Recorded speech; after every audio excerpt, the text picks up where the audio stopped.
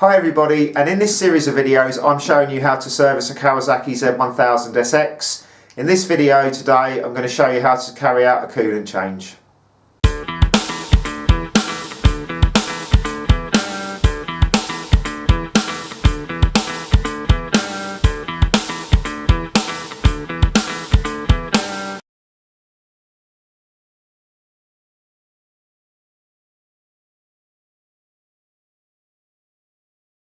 Kawasaki recommend that the coolant is replaced every 3 years and that the hoses and O-rings for the cooling system are replaced every 3 years.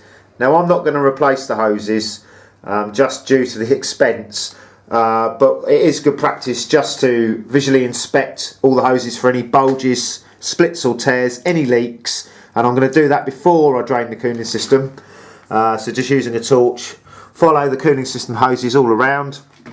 So it goes down here to, I think that's the water pump, and then there's a hose, metal hose with a rubber hose. It's quite awkward to film, that goes up the back there, right into the engine block there. So just follow the hoses, just check they're all okay and you've got no leaks. So from this side of the bike as well, I'm just checking to make sure to see if there's any leaks down the back of the engine where those hoses connect. I can't see any. Just check the hoses for any splits, tears, bulges.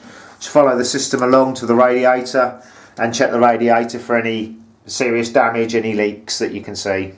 Right, so we're ready to drain the coolant. First things first, safety first, make sure the bike's stone cold. Obviously if you were to do it with a system that was hot and pressurised, you'd risk scalding yourself. So what we need to do is we need to undo the drain bolt there. So you need an 8mm socket for that. So let's just get that undone. You'll need a suitable container to catch the coolant in. System's only supposed to hold about 3 litres. We'll just undo that. Here it comes.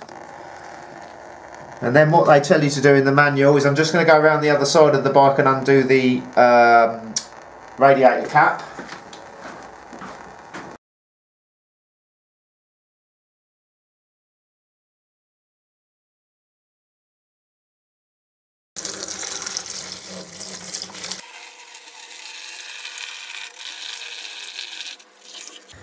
We also need to take the header tank off to empty the old coolant out of it.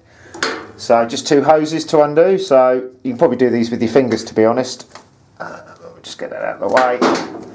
And the reason I've taken that off there is so coolant doesn't start leaking out there. Let's take this top hose off. There we go. There we go. And then just 2 10mm bolts to undo.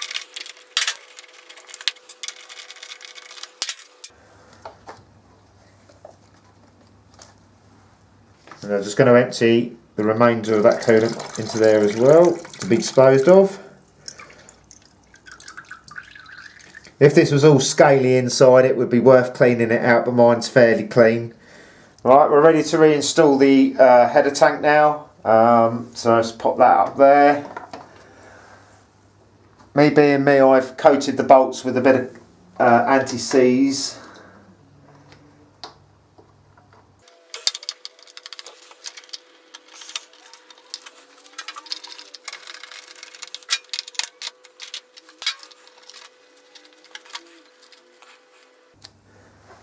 Just make sure when you've done that the hose clips are back where they went and that the hoses are pushed on fully and securely. Now the coolant's finished draining, we're ready to reinstall the drain bolt. There is a little washer on here, sealing washer, that you're supposed to replace. I haven't got a new one, I'm going to take a chance. If there's any doubt, replace it. So we just need to screw that back in there. And the torque figure for this is 11 Newton meters. Let's just get that torqued up.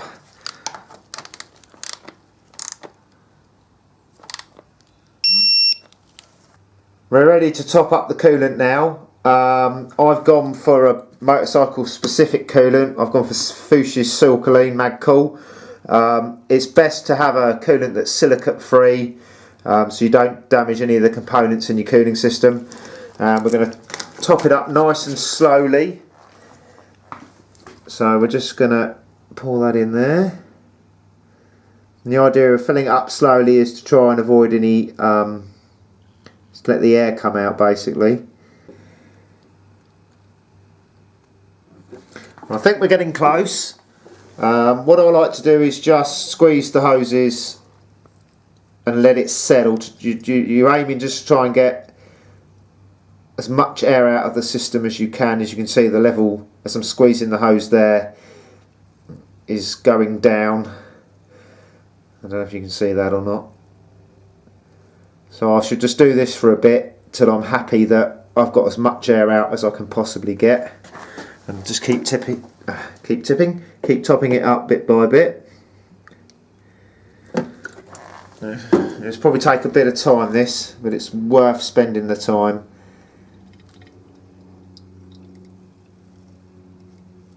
You see that's not dropping much now.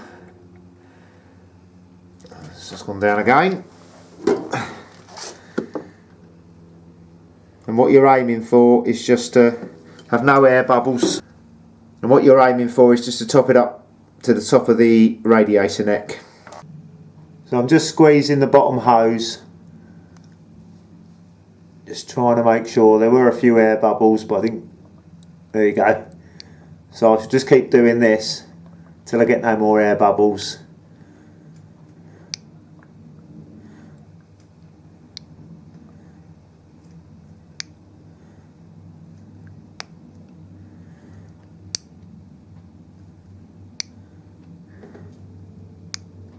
I think we're about there.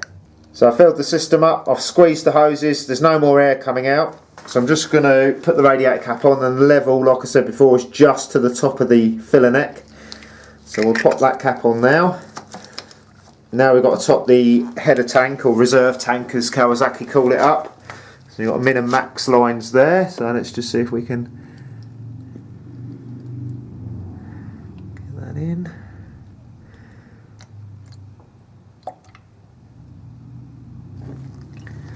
I think that will do for now.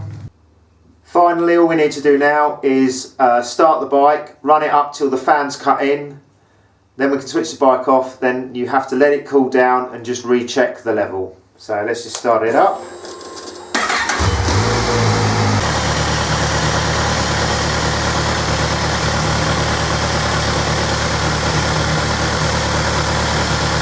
Okay, so the fan's now cut in, so all that's left to do, we'll just turn it off. Bit of peace and quiet now. Can hear me properly. I'm going to let that cool down. I should probably leave it overnight and then just recheck the level in the header tank. Right, so I've left the bike overnight. It's now stone cold. As you can see, the level has just dropped. I mean, it's the tiniest of bits, so I'm just going to pop a little bit in there just to bring it up to the line. Well, that's the coolant change completed. Hope you found that useful. Many thanks for watching, and in the next video join me and we'll be lubricating the head bearings.